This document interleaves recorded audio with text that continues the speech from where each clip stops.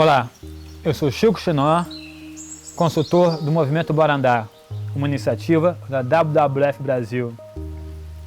E essa é nossa série de vídeos, Movimento Bora Andar, uma viagem por nossas áreas naturais protegidas.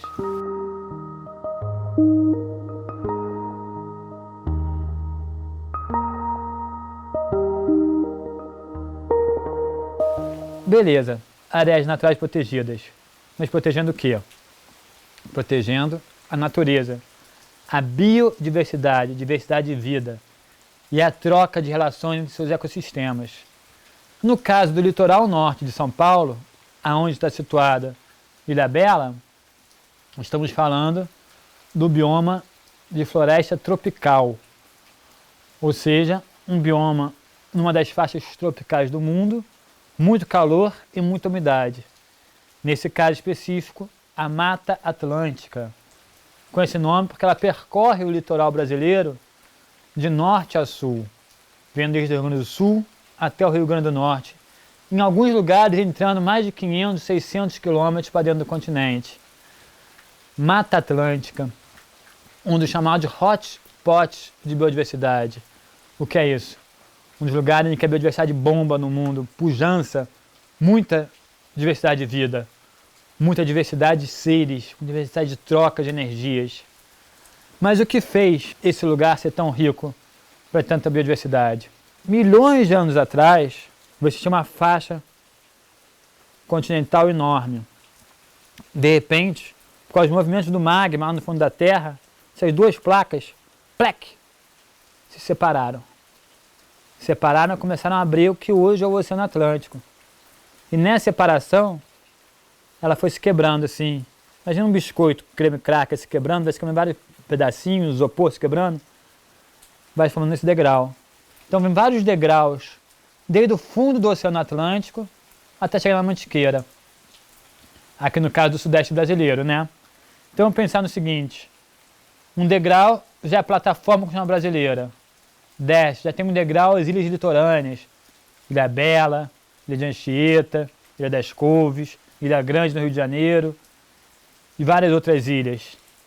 Desce, aí sobe a Serra do Mar, desce o Vale do Paraíba, o Planalto Paulista, sobe a Mantiqueira, desce e vem todo o Planalto Central brasileiro.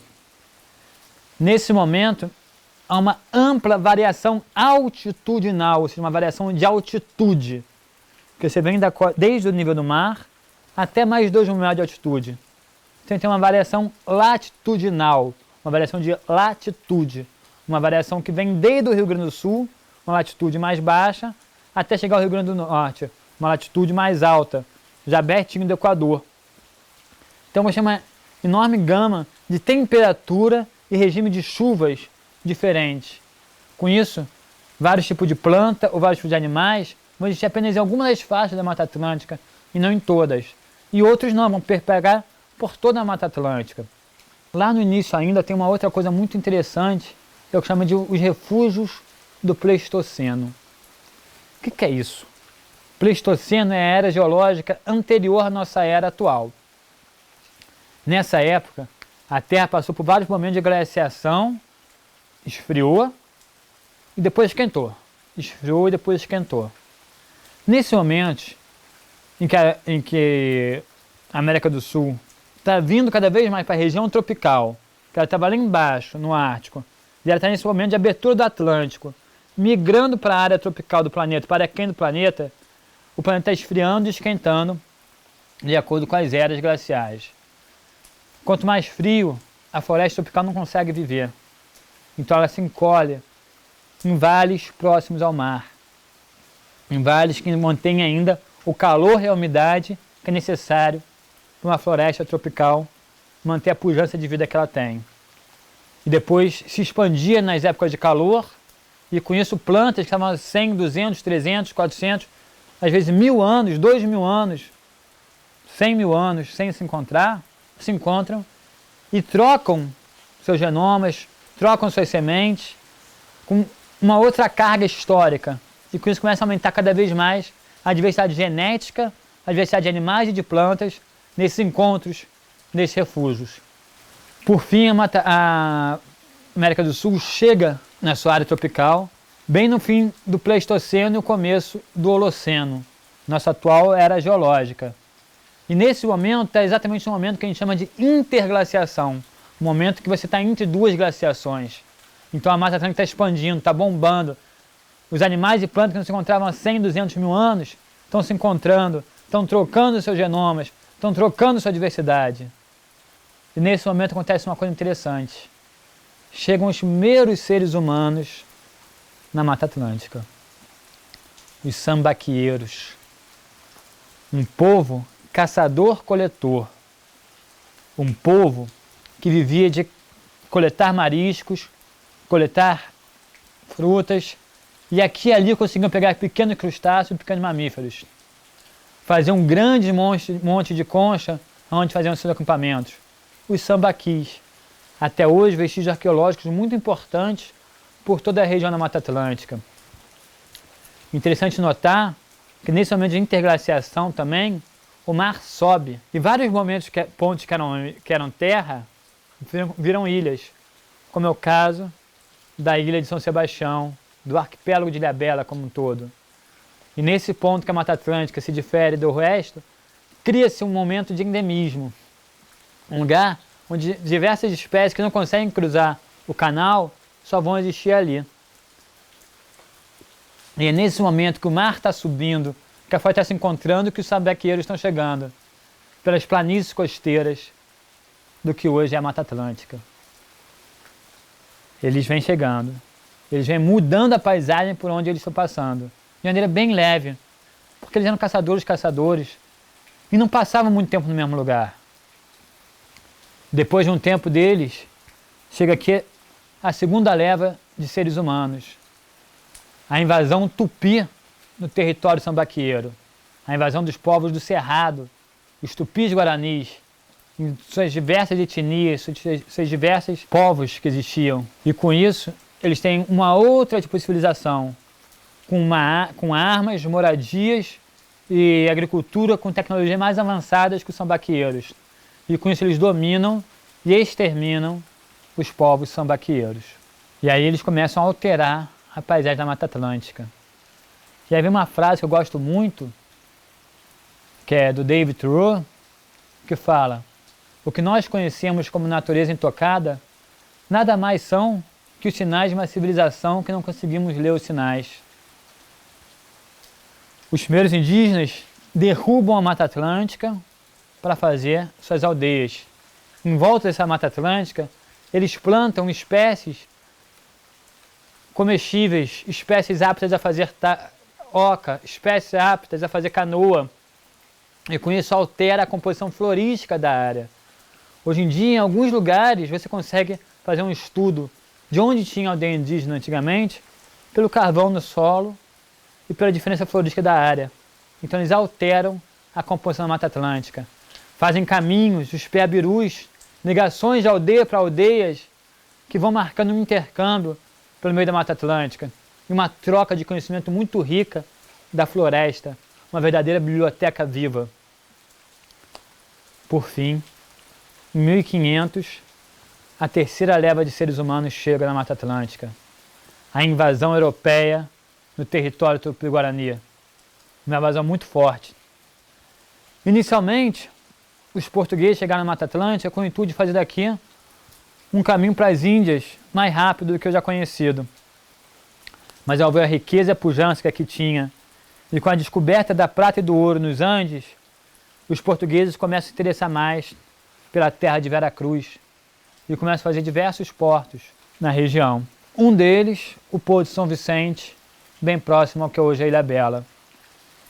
E com a chegada dos portugueses, você começa então a alteração maior da composição florística da Mata Atlântica, alterando-a completamente. Porque inicialmente você tem a derrubada seletiva da madeira. O que é isso? Ah, essa madeira é boa para construção naval. Essa madeira é boa para construção de casa. Essa madeira é boa para carvão. O pau-brasil, que dá nome ao nosso país, bom para tintura, assim como outros. Então é uma derrubada seletiva. Formou-se uma vila. Essa vila precisa de comida. Para a comida precisa de pasto e plantio. derruba-se ao redor da vila para pasto e plantio. E aí com isso você começa uma degradação cada vez maior da Mata Atlântica. E aí depois você começa os plantios das commodities, das grandes plantações de cana no Nordeste, de café no Sudeste. E aí quando você derruba e devasta quilômetros e quilômetros de Mata Atlântica, fragmentando ela, deixando trechos da Mata Atlântica que antes eram conectados, dispersos entre si, com a matriz não sendo mais a floresta, a matriz sendo uma mudança antrópica, ou seja, feito pelo homem, uma plantação, um pasto na cidade, e com isso você começa a ter uma grande perda de biodiversidade, diversidade de vida. No litoral norte paulista, isso foi menos sentido, porque o litoral recortado e ao mesmo tempo o grande desnível de altitude permitiu à mata nas montanhas ter um respiro do machado, do fogo, da sanha, de destruição da mata para benefício econômico dessa colônia portuguesa. Com o avanço do café no Vale do Paraíba, essa região continuou sem tantas atividades econômicas, porém com bastantes canaviais.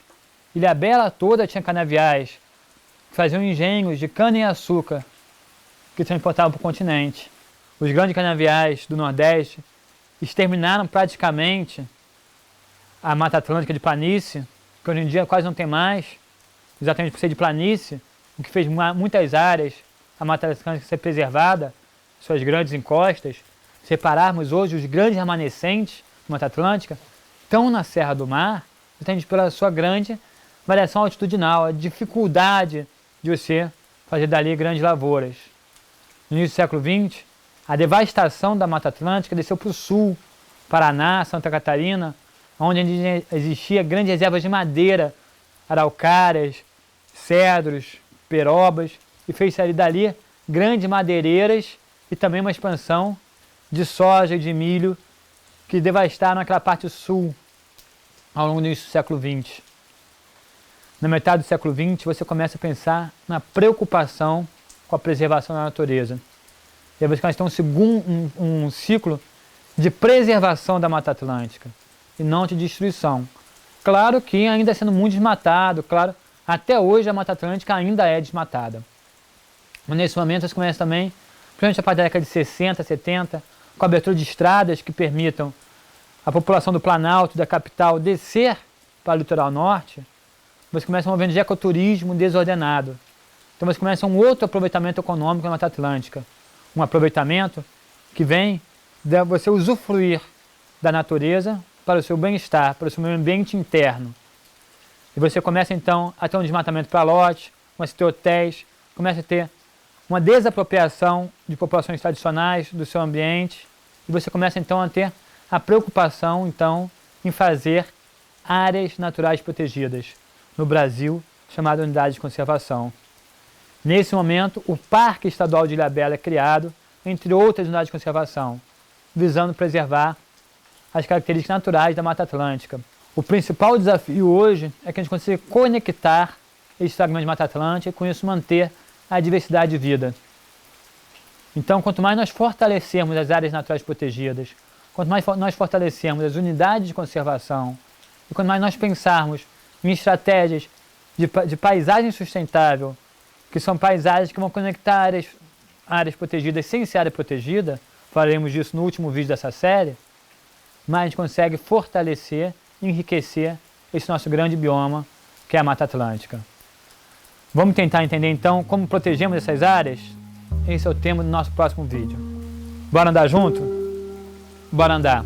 Uma viagem por nossas áreas naturais protegidas.